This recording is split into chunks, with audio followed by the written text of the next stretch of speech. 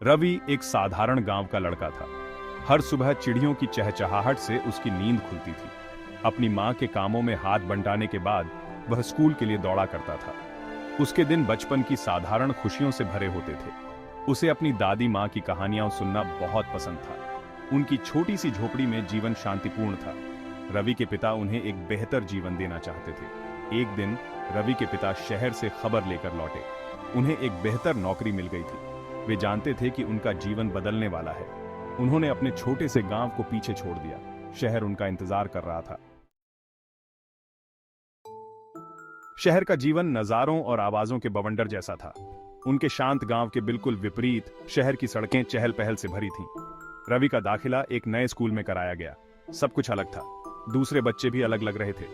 School में रवि ने कुछ ऐसा देखा जिससे वह शहर की अराजकता को भूल गया। यह एक खिलौना कार थी। यह चिकना और लाल था। उसने ऐसे खिलौने पहले केवल दुकानों की खिड़कियों में ही देखे थे। वह इसके लिए तरस गया। कुछ बच्चों के पास बहुत सारे खिलौने थे। वे उन्हें स्कूल में दिखाते थे। रवि को ईर्ष्या का अनुभव हुआ। उसने पहले कभी किसी चीज की इतनी इच्छा नहीं की थी। वह खिलौने के लिए अपने माता पिता से पूछना चाहता था, लेकिन वह जानता था कि वे इसे वहन नहीं कर सकते। शहर अपने आकर्षण और प्रलोभनों के साथ रवि के दिल में नई इच्छाओं को जगाने लगा।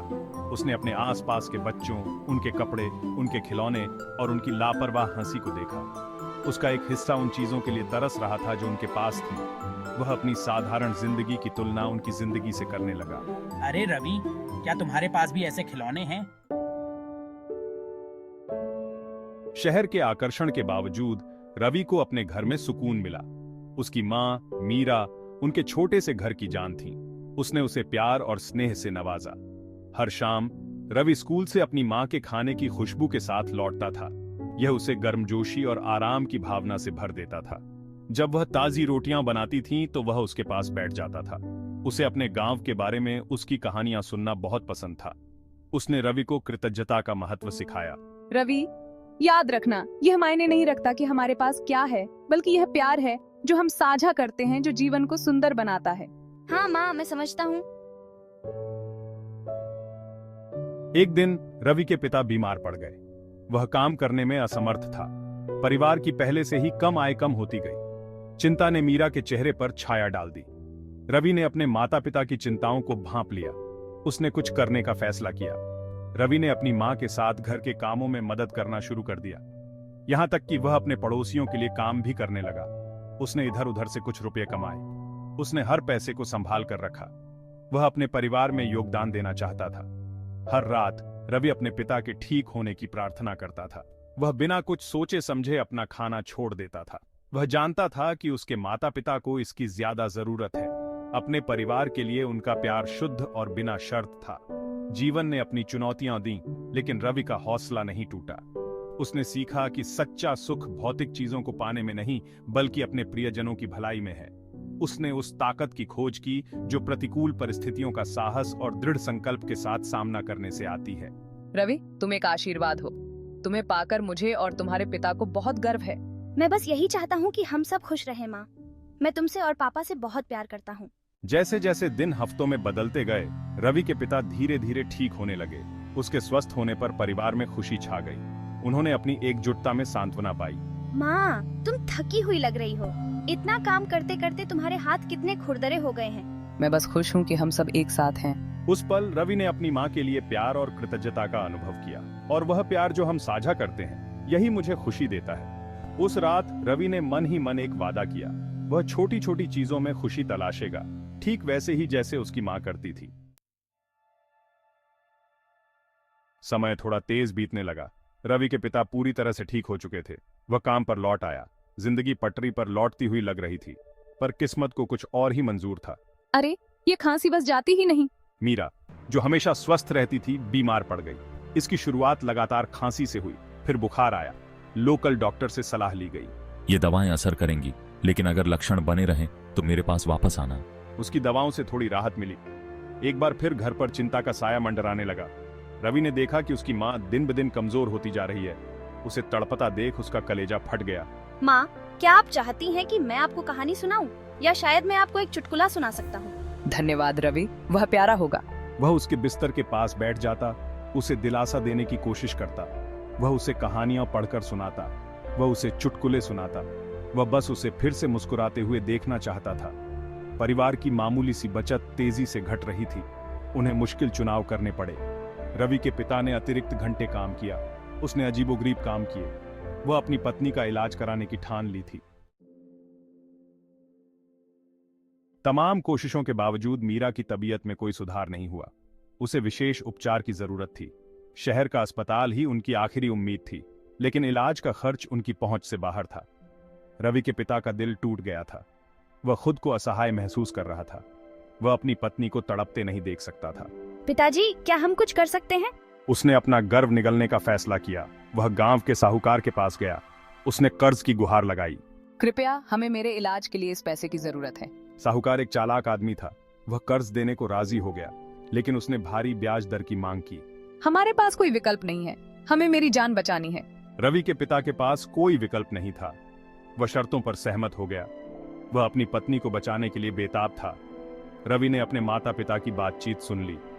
वह स्थिति की गंभीरता को समझ गया। वह जानता था कि उसका परिवार बहुत बड़ी मुसीबत में है। उसने अपने माता पिता के प्रति सुरक्षा की भावना महसूस की। मैं मदद करने के लिए कुछ भी करूंगा, मैं वादा करता हूँ। रवि का दृढ़ संकल्प और मजबूत हो गया। वह अपने परिवार के साथ खड़ा होने के लिए तैयार था, चाहे आगे कोई भी चुनौती क्यों न हो। एक दिन काम से लौटते समय रवि एक खिलौने की दुकान के पास से गुजरा। उसकी नजर एक जानी पहचानी चीज पर पड़ी। ये वही लाल खिलौना कार थी जिसकी उसे महीनों से चाहत थी। वह उसकी प्रशंसा करने के लिए रुक गया। वह मदद नहीं कर सका, लेकिन इच्छा की पीड़ा महसूस कर सका। लेकिन तभी रवि को अपनी मां की याद आई। उसे उसके बलिदान याद आ गए। उसे अपना प्यार याद आ गया। वह जानता था कि उसे क्या करना है। वह दुकान में चला गया। उसने अपनी कीमती कमाई निकाली। रवि ने हर पैसे बचाए थे जो उसने कमाए थे।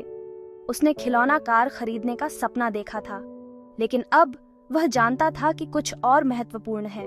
उसने अपनी मां के लिए एक सुंदर शॉल खरीदी। ये लाल रंग का था, उसका पसंदीदा रंग। उसी शाम रवि ने अपनी मां को शॉल भेंट की। उसने उसे बताया कि उसने इसे अपने पैसे से खरीदा है। मीरा भावुक हो गई। उसने रवि को कसकर गले लगा लिया। प्यार और गर्व के आंसू उसके चेहरे पर बह निकले। अपने बेटे की निस्वार्थ भावना को देखकर मीरा के दिल में दृढ़ संकल्प की लहर दौड़ गई। उसने महसूस किया कि उसकी बीमारी ने न केवल उसे बल्कि उसके परिवार को भी प्रभावित किया है। उसने वापस लड़ने का फैसला किया। वह अपने बेटे के लिए, अपने परिवार के लिए ठीक हो जाएगी। मीरा ने डॉक्टर के निर्देशों का पूरी लगन से पालन किया। उसने स्वस्थ भोजन किया, हालांकि उसे बहुत कम भूख लगती थी। उसने अपनी दवाएं समय पर लीं। उसने खुद को टहलने के लिए मजबूर किया, भले ही इसका मतलब रवि पर समर्थन के लिए झुकना ही क्यों न हो। धीरे धीरे लेकिन निश्चित रूप से मीरा को अपनी ताकत वापस मिलने लगी। उसके गालों पर रंगत लौट आई। उसकी खांसी कम हो गई। उसकी आंखों में वह चमक जिसे रवि बहुत प्यार करता था वापस आ गई थी। परिवार में खुशी छा गई। रवि की निस्वार्थता ने सभी पर गहरा प्रभाव डाला। इसने उन्हें पहले से कहीं ज्यादा करीब ला दिया था।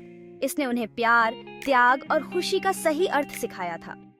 उन्होंने अपनी चुनौतियों का डटकर सामना किया था और मजबूत बनकर उभरे थे। जीवन ने रवि पर अपनी चुनौतियां फेंकी थीं, लेकिन इसने उसे बहुमूल्य सबक भी सिखाया था। उसने सीखा कि खुशी सबसे महंगे खिलौने रखने या किसी भव्य घर में रहने के बारे में नहीं है। यह परिवार के प्यार और समर्थन के बारे में था। रवि को अपनी मां की कोमल मुस्कान में खुशी मिली। उसे अपने पिता की कड़ी मेहनत और समर्पण में यह मिला। उसने इसे जीवन की साधारण खुशियों में पाया। भोजन साझा करना, कहानियां सुनना और जरूरतमंद लोगों की मदद करना। शहर अपनी भागम भाग के साथ इस युवा लड़के की भावना को धूमिल नहीं कर सका। उसने खुशी का सही अर्थ खोज लिया था और इसका भौतिक संपत्ति से कोई लेना देना नहीं था। यह एक खजाना था जिसे वह अपने दिल में लिए हुए था। रवि की कहानी हम सभी को याद दिलाती है कि खुशी कोई मंजिल नहीं बल्कि एक यात्रा है।